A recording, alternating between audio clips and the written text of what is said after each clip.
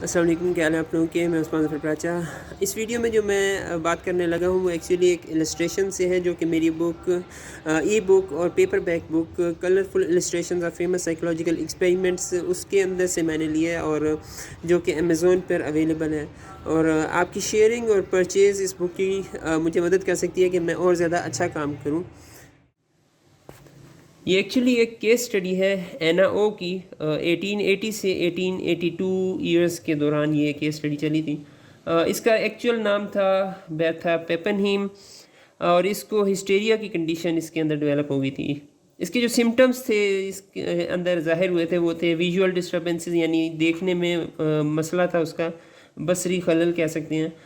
Partial paralysis تھا، جزوی طور پر اس کو فالج ہوا تھا۔ ہیلوسینیشنز تھیں، ہذیان کا مسئلہ تھا اسے، اور اسپیچ پرابلمز تھیں، بولنے چالنے کے مسئلے پیدا ہو گئے تھے۔ اسے فزیشین جوزف بریور نے ٹریٹ کیا تھا، اور اس پہ سائیکو انالیسس کی ٹریٹمنٹ اپلائی کی تھی۔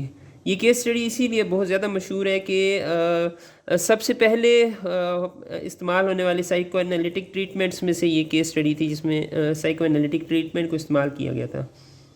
اس ٹریٹمنٹ کو ٹاکنگ کیور بھی کہتے ہیں۔ اس میں اینا او کو کہا گیا تھا کہ آپ نے بات کرنی ہے، کچھ بھی جو آپ کے ذہن میں آئے گا وہ اس کے بارے میں بات کرنی ہے، آپ کی فیلنگز، تھاٹس، بچپن کی ایکسپیرینسز، سب کچھ آپ نے بتانا ہے، بولنا ہے آپ نے۔ اور کہتے ہیں کہ اس کی وجہ سے اس کے جو علامات ہیں، جو جیسے ویژول ڈسٹربنسز، پارشل پیرالسس وغیرہ، وہ کم ہونے شروع ہو گئی تھیں، سمٹمز میں کمی آنی شروع ہو گئی تھی۔